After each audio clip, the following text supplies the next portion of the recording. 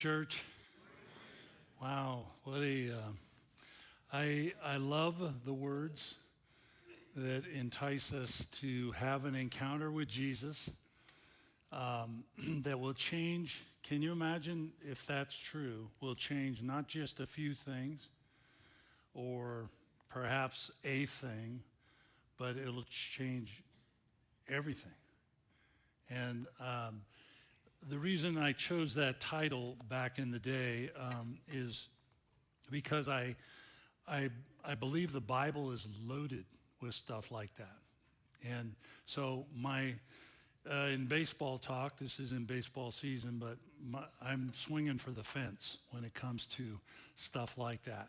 And it really helps me when Connor came out here and talked about bacon. I like bacon. Okay, there we go. It's probably not good for me, but I really like it. So, I want to probably take blame for something that doesn't belong on my plate, and that has to do with we don't even have a name for it in Beaverton, but I think it's freezing fog here, right? And there's a bunch of it out there, right? And I think it's extremely cool. What I'm confessing is we had a ton of fog. We went home. Sometimes we'll go home for a few days and in the week to reset things at home and then come back and have these wonderful times together with you. And this time it was all fog until literally we were coming this way. And so the meteorologist there says, well, finally the fog's going to lift here. We're sending it east. So it's kind of my fault, I guess. I don't know. I felt bad but it's really cool stuff here. There, it's just a nuisance. But this is it really? Well, all I know about what I saw on the way in here this morning is that looking at all this frozen fog. Did I say it right? Freezing fog, yeah, made me cold. That's all I can tell you. It's just like so.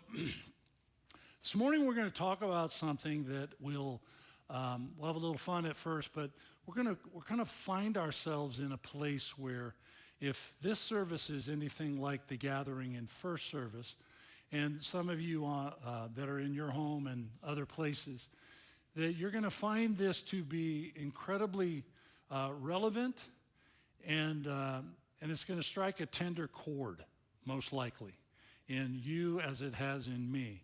So this is not academic, because there are some things I could say that are safely arm's length from me. And you would know that. You would know that, well, he's saying that hopefully is truthful, but it's not really, doesn't touch you. Today is a topic that I don't know of a person that's an exception to this topic.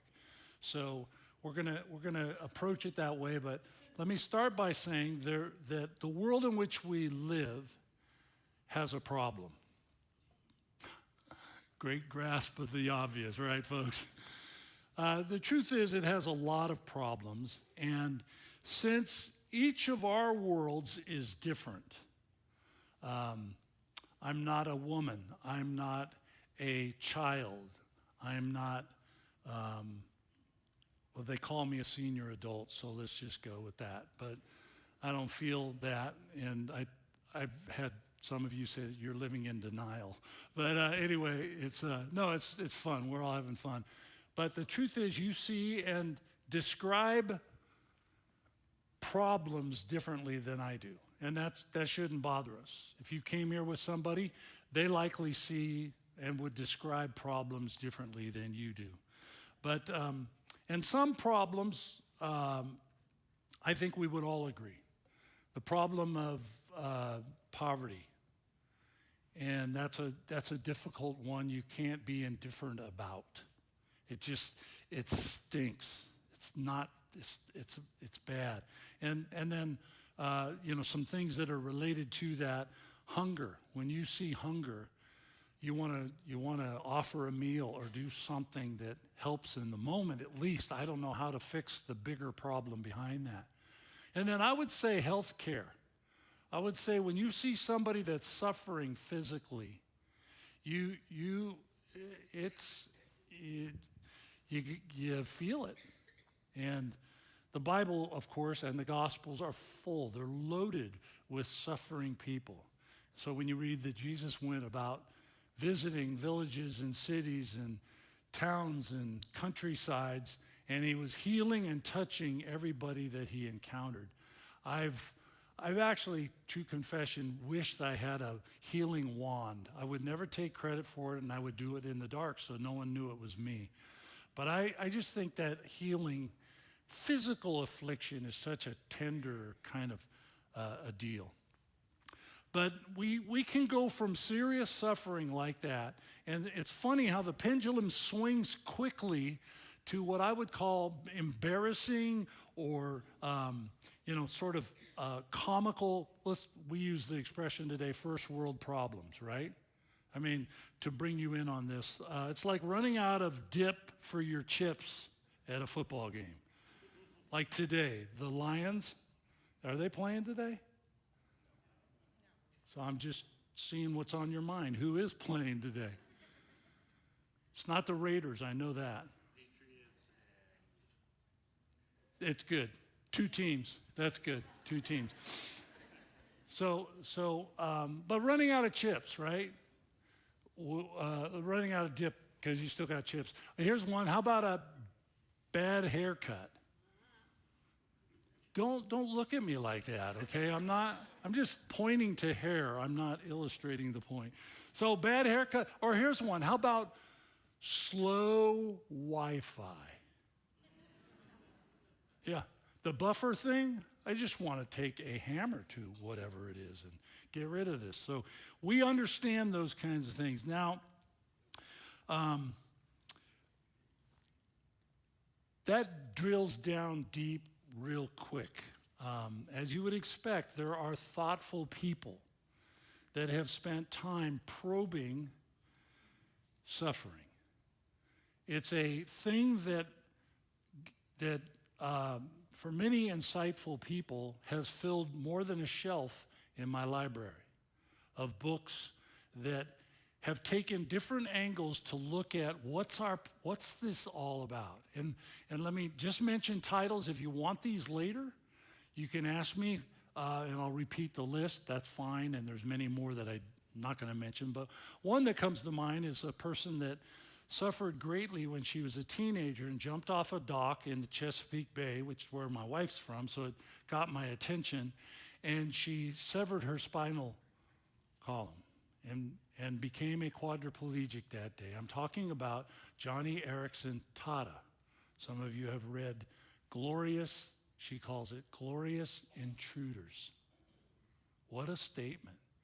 And if you know her story, you know it's worth reading. It's something that's Shattered Dreams is another one by Larry Crabb. Those of you in a counseling world know the name Larry Crabb. He was a Christian counselor, and Shattered Dreams is the book he presented to the world to help us through this subject of suffering. And then, of course, James Dobson, When God Doesn't Make Sense. Who has ever had all the answers when you're going through suffering? Jesus. At the garden, hours before he would go to the cross, was pleading for another way. That's accurate. He didn't go, oh, sure, pick me, I'll take it. I'll take the hit for the team. No.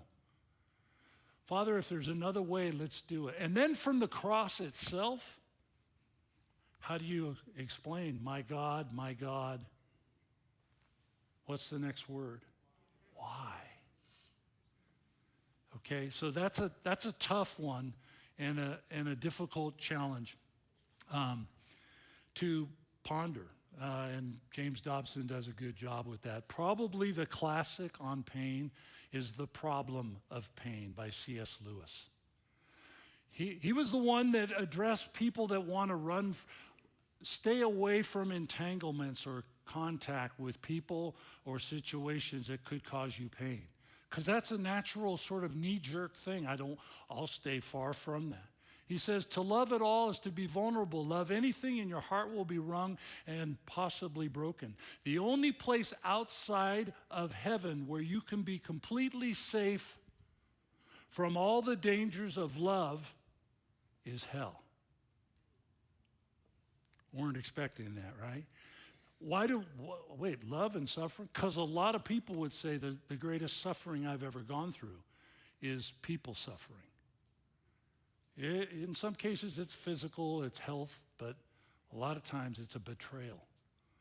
It's a stabbing in the back and so on. I couldn't make a list like this without mentioning Philip Yancey. Where is God when it hurts? And then mistreated by Ron Lee Davis. Anybody here been mistreated along the way? It's a good book for that. But my favorite by far is from a Christian philosopher. He was a professor of philosophy, Peter Kreeft, Kreeft. And he wrote a book, Making Sense Out of Suffering. The title intrigued me. His statement about the intended audience. So you might be wondering, will this work for me? It worked for me when I read these things. My audience is everyone who's ever wondered, who's ever wept and wondered why. Does that describe somebody you know? Yourself? Or someone you love that has wept and wondered why? He writes with gutsy honesty. These are his words. I believe in God, the God of the Bible, the all-powerful creator God, the all-loving Father. That does not solve my problem of suffering, however. That is my problem. Not just suffering, but the scandal of suffering in a God-made, God-ruled universe. And more than a few have found it almost impossible to carry on with God when that happens. Peter Kreeft was honest about his words. For those here today then, and again, if you're joining us someplace else, I wish you were here to feel the moment with us. But you've wept, and maybe I got a call last night from somebody far away who's going through terrible. And he's with us today. And wept and wondered why. We arrive at this come to Jesus moment that candidly, I'm just going to say it up front so you're not disappointed on the back end. It will not do away with weeping nor wondering. It's not going to get rid of that. But it will give us hope when we or those we love face real and painful suffering problems. So as you locate, my Bible's already open to Matthew 16. I want you to find your way there. And we see that Jesus has just had a conversation with his disciples in the mountainous region north of Galilee. So if you know the Holy Land at all, it's basically way up in the north. There's this big body of water we call it the Sea of Galilee. It's a lake. It's a big lake, but it's way up there. And still further north, Jesus is with his disciples and having a conversation on that mountainside. And he discusses with them a question that may help some of you answer something on your mind. Who was Jesus? And these words are on the screen. When Jesus came to the region, Caesarea Philippi is way beyond the Sea of Galilee. It's even further north. He comes to this region and he asks his disciples, who do people say that I am? What's the scoop on the street is what he's saying about me. Because you're getting a lot of questions and Jesus is asking them, who do people say that the Son of Man is? Well, they replied, some say John the Baptist, J the B. That's a possibility. Some say Elijah. Others say another prophet, Jeremiah, or one of the other prophets.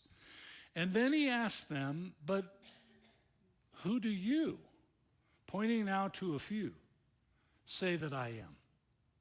So you can see how it comes in a little closer. Simon Peter, you might expect him to do this, answered.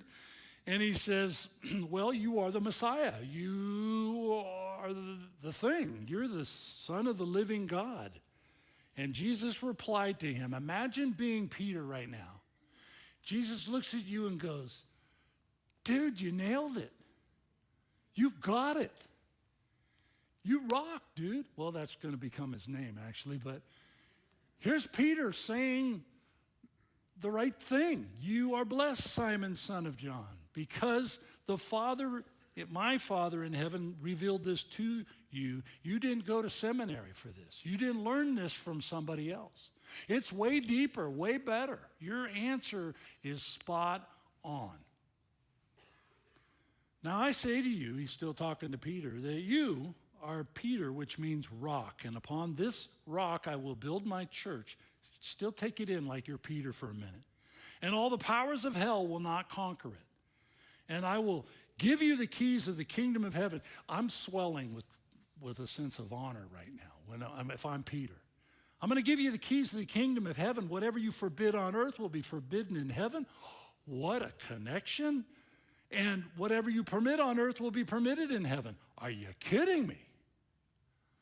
This is Peter going, man, did I strike gold?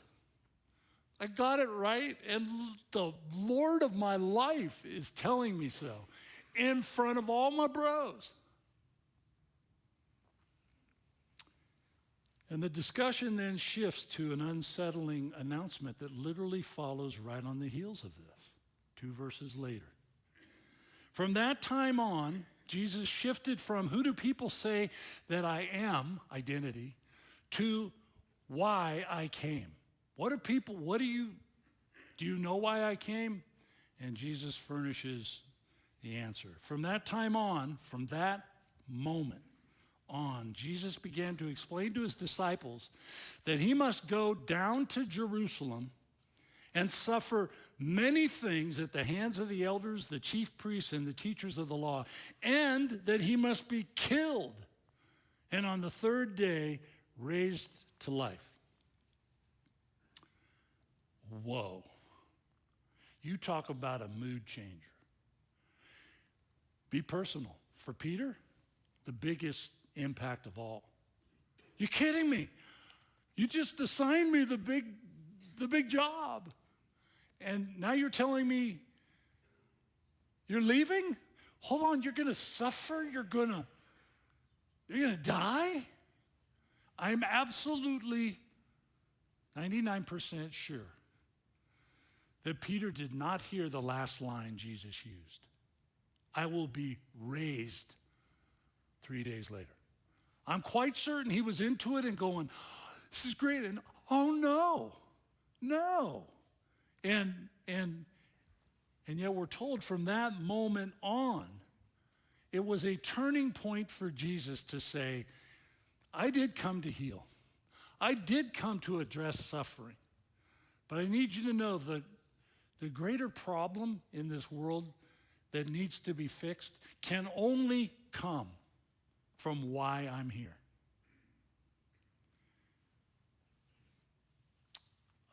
From that time on, Luke describes as, with a little different language, he says, from that moment on, Jesus turned his focus like flint for Jerusalem. Meaning, I've been meeting this need and running over here and putting out that fire and doing this and doing that, and I've been like at an exhausting pace. And now suddenly, his focus is on a cross. Here's the real reason, the ultimate reason that I came. Peter can't handle it and is not quiet. He pushes back hard, refusing to accept Jesus' jolting words. Verse 22 says, Peter took Jesus aside and began to rebuke him.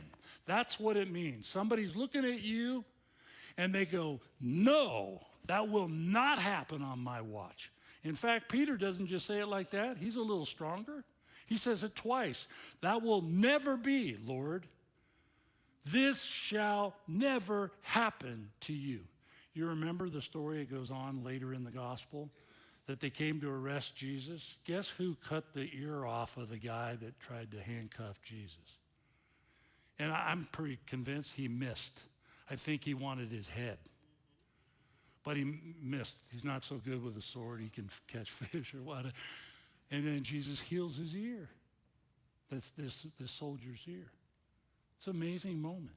For Peter, that thing Jesus just described is not only bad, but avoidable. Never, never, never. He probably wanted to insist that Jesus say, okay, I overspoke. There's no change there. In fact, Jesus doubles down and it prompts, we're in the middle of this moment.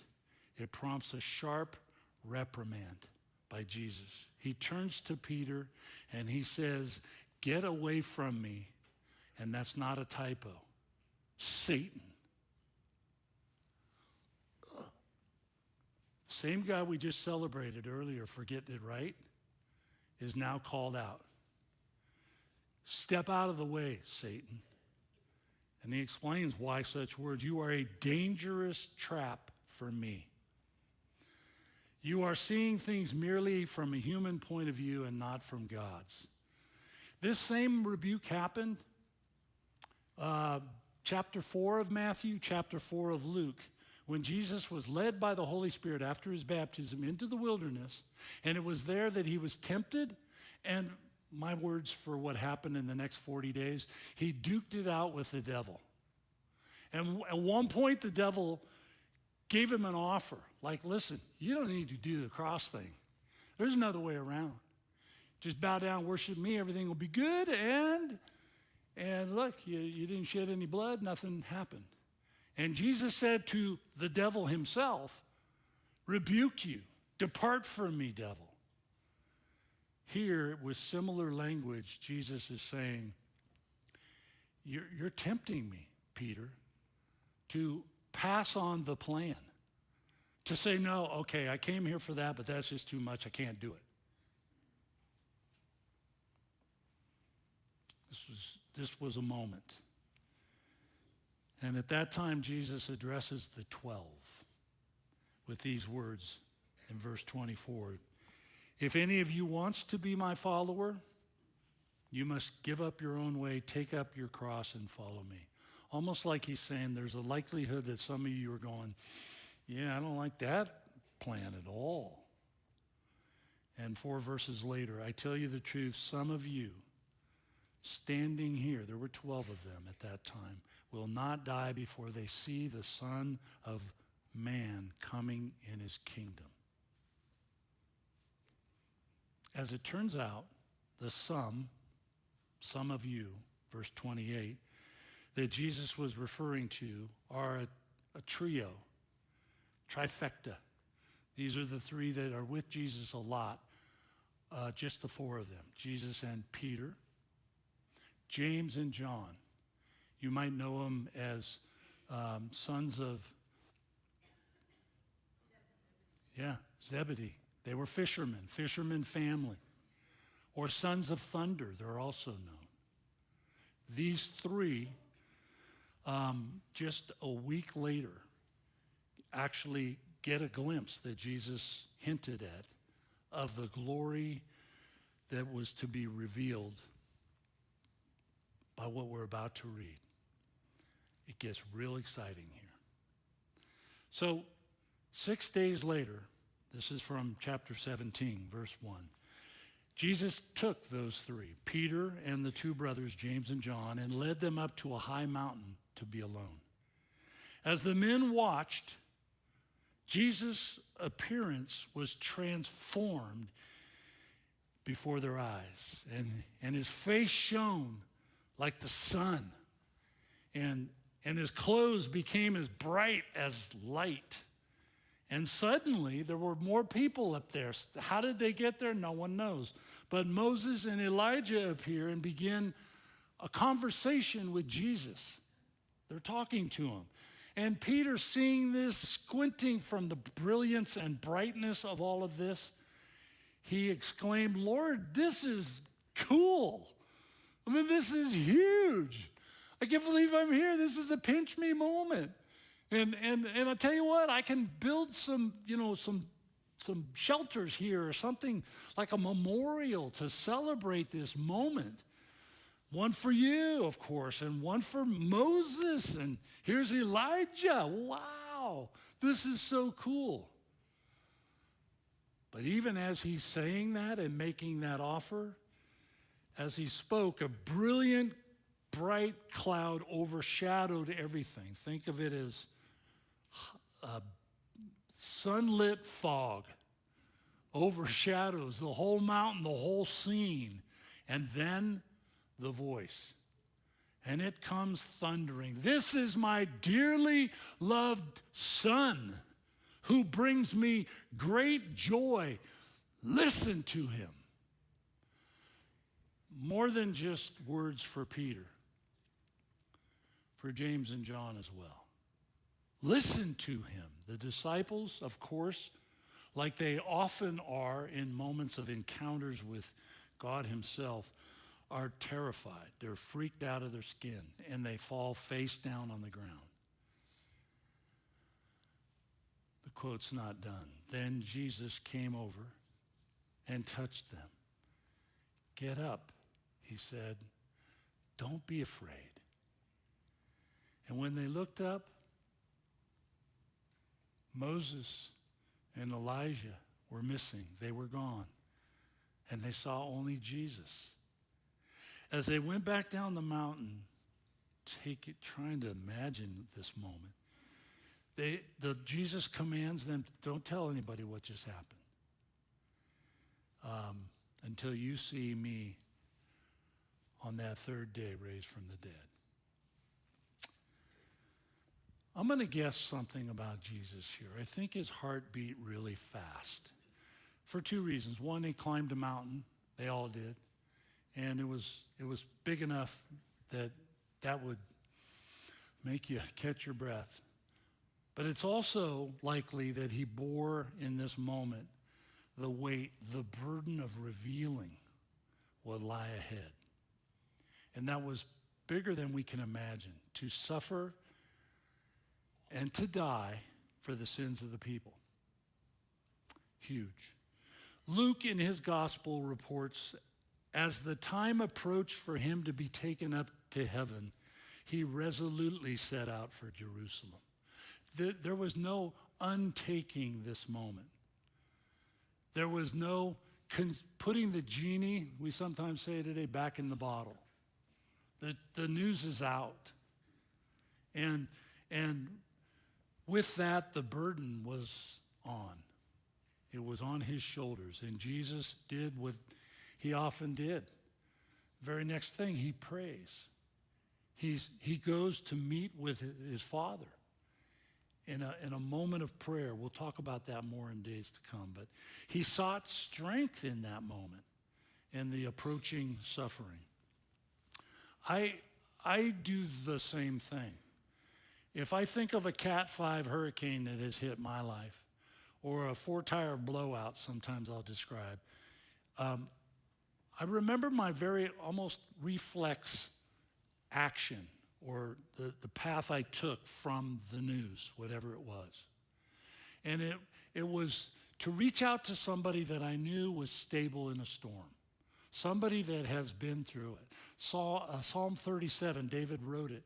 Verse 25, I think he says this, "I have been young, and now I am old, and I've never seen the righteous forsaken." If you are suffering because you had it all taken away, ask Job.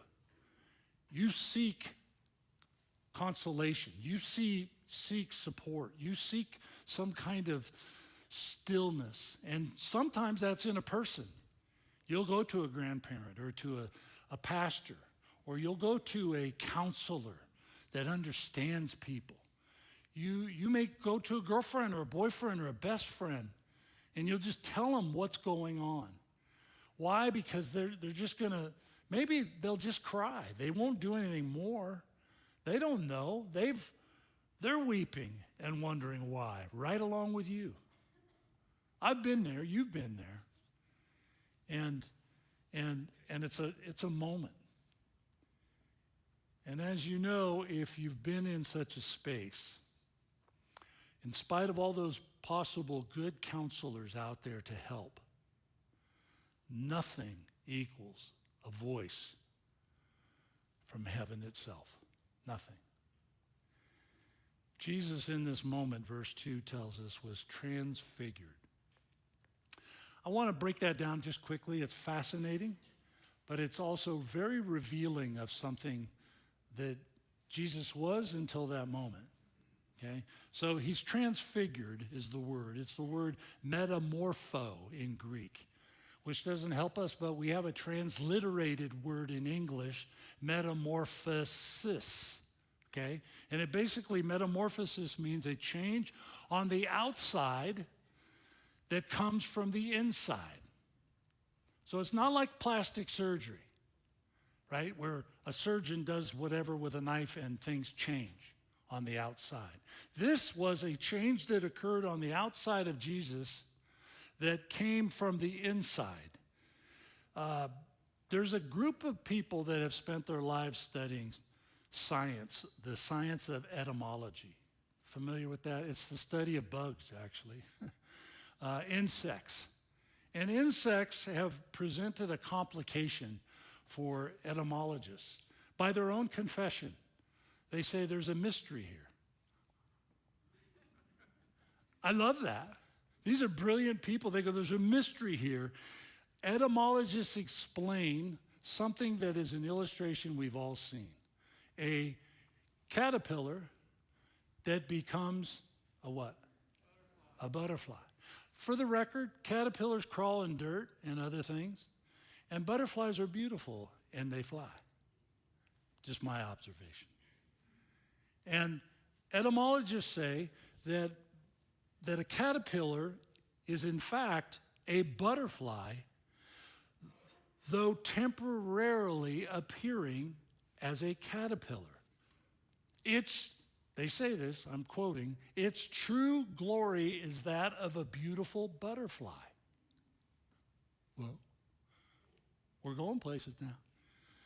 This is a small way, a glimpse of the glory Jesus' disciples saw that day. Until that day, Jesus' identity had been clothed or concealed, hidden, as the glorious God had been in the presence of other people. But on this day, for this intense moment, the curtains pulled back. The glory of who this man really is was revealed. Take in this encounter. You're there, and in front of you, with your own eyes, you see Jesus changed. And it happens, face as bright as the sun. You're covering. You can't look straight at him. You're seeing clothes that look different. Everything about this moment looks different. Suddenly then, boy, you're trying to take all that in and wondering, what in the world? Do I run? Do I hide? I'm on the ground. I was knocked down because of it. Suddenly you see not one but two people you've never met, but you've heard about them all throughout your childhood. Everybody on that mountain went, there's Mo. That's Moses right there. And then other people went, Elijah, no way. That's how it works in this moment. You didn't see it coming. Two greats are there, Moses, verse 3, and Elijah. I'm guessing that Jesus must have wanted, I'm going to say, to hold on to this moment, this magic moment. It wasn't magic, but you get my idea. It's a moment that stood still. Maybe to return home with them was tempting in his heart. Man, you guys, it's so good to see you. I'm sure that some of that had to be here. Remember, they're talking to them. I don't know. I wonder what they were talking about. We're not told how long it went on, but they have this conversation. Jesus, Moses, and Elijah. And Peter, James, and John are watching this thing going, whoa, this is so cool. I'm going to guess what they were talking about had speculation, but it probably was in the column of encouraging words. They know what just happened. They were sent for this moment to encourage Jesus. That makes logical sense to me. I would guess I'm not alone. Maybe words like, Jesus, you can do this. Your Father will sustain you through all of this. So don't falter. Maybe there were words of hope because you wonder, getting the stuffing beat out of you and then dying on a cross, followed 3 days later by rising from the dead. There's a lot riding on that third day, right? It's everything. And so you know this, and maybe they were saying, Jesus, just got to tell you, this is from Moses and this is from Elijah. We're counting on you. We're waiting for you. Just a short time and it will be done. Because Jesus, you just need to know this. It's not the same up there without you. That's where he came from, right? It's just not the same anymore. But one thing seems certain. The appearance of these two was just what Jesus needed to give him the strength to walk this road he's just described as ahead, filled with suffering, and give his life. Oh yeah, there's one more thing that I think Jesus held on to. And it mattered more than anything I've described up to this point. It wasn't something he saw. It's a voice he heard. It was his Father. It happened when Peter was actually offering to make a memorial of this moment. Look at verse 4. In that moment, mid-sentence, his suggestion is silenced. Look at the words.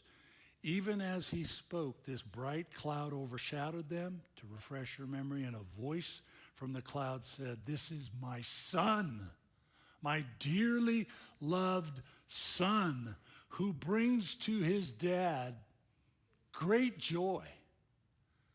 Listen to him. Obey him. Follow him." You talk about we say the word validation. This is that Father anointing that came to Jesus just before this road of suffering would lead him to wonder, my God, why? The Father had spoken. The mountain, we read, had shaken. 3 disciples fell to the ground. And Jesus was filled with strength, the strength he needed. That voice, those words, exactly what he needed 3 years earlier when he faced the temptation in the wilderness all alone. That voice, those words, exactly what Jesus needs now as he's faced with the, let's just call it what it is, the torture of the cross. Big.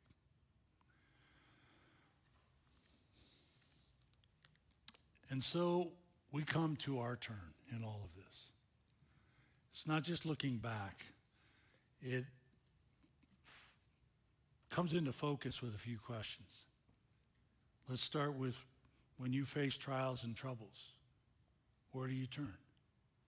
Or who do you turn to? Whose voice do you listen for in those moments?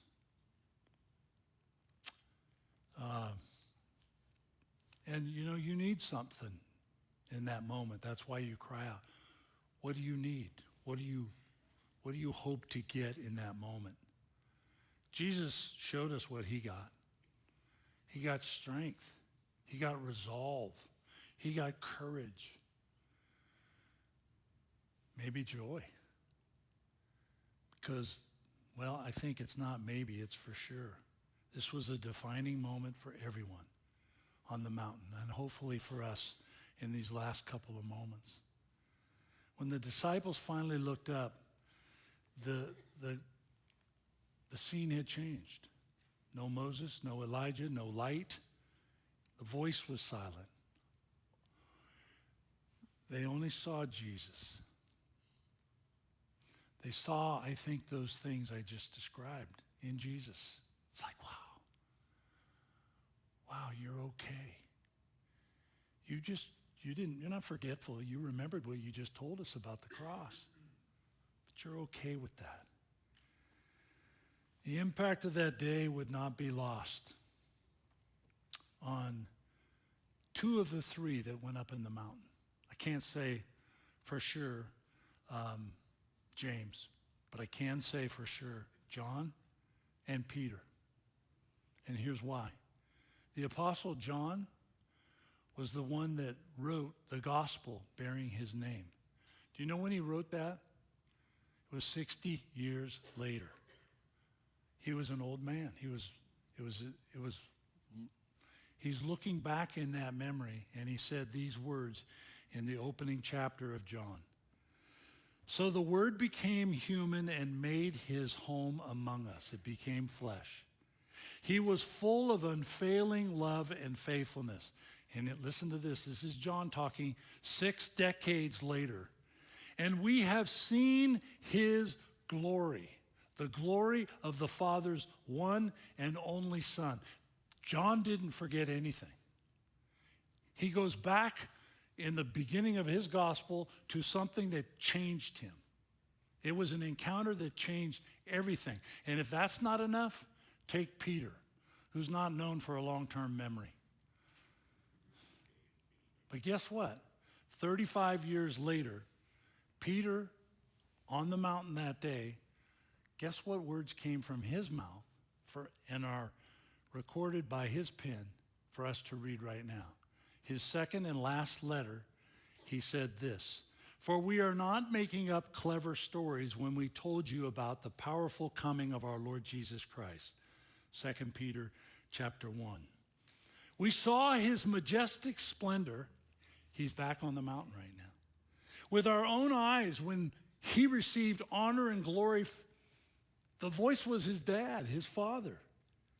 The voice from the majestic glory of God said to him, "This is my dearly loved Son who brings me great joy." And Peter says, we ourselves heard that voice from heaven when we were with him on the holy mountain. Because of that experience, Peter concludes, we have even greater confidence. Do you see that? How the truth transferred into their lives? We have even greater confidence in the message proclaimed by the prophets. It touched them and changed them. I think it's meant to do the same for us. The impact of that encounter shouldn't be lost on us. And to help us with that, I have 2 takeaway truths. I'll just mention them and we'll be finished. Climbing life's mountains may involve suffering. In fact, usually it does. But home makes it worth it. The Transfiguration gave them and us a glimpse of the glory to come. But the road to such glory involves suffering. It's not a live right and you'll never have to deal with that. Talk to Job, the most righteous man alive. He lost everything by chapter 2 of a 42-chapter story in the Bible. Brutal. So when suffering comes, don't be surprised.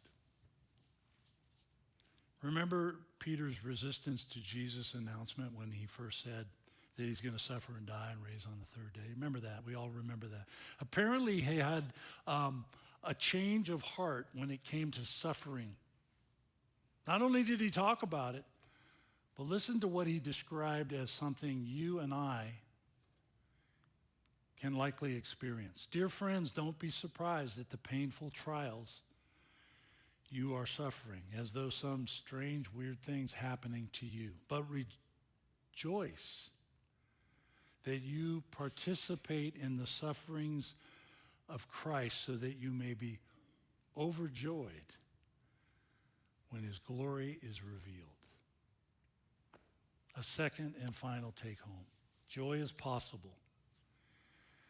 Joy is possible even when the journey is painful. Will you look at the cross, everybody in this gathering? Will you look at it for a moment? That was not an accident. That was an accomplishment. It changes everything. What Jesus saw and heard on the mountain sustained him through the worst kind of suffering. It will do the same for you and me. If you've ever sat with someone, as I have, and I'm sure most of us have in some form or another, and you look at them and you think, this is awful in every way it could possibly be, but you're smiling. There's joyful sounds coming from your hospital room. How is that possible? It's somebody that's living this out. I love these words. Joy in what you're going through. To have that joy, to have joy in what you're going through, comes from knowing where you're going to.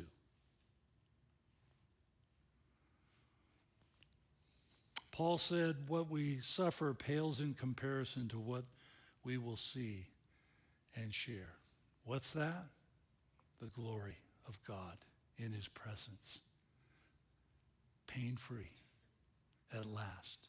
No tears, no trials, joy. I think that's why Romans 8:18 says, Paul speaking, I consider that the sufferings of this present time are not worthy to be compared to the glory that will one day be ours. And you know these words from Hebrews, but chapter 12 takes in the cross and puts this whole story that I've described today in perspective.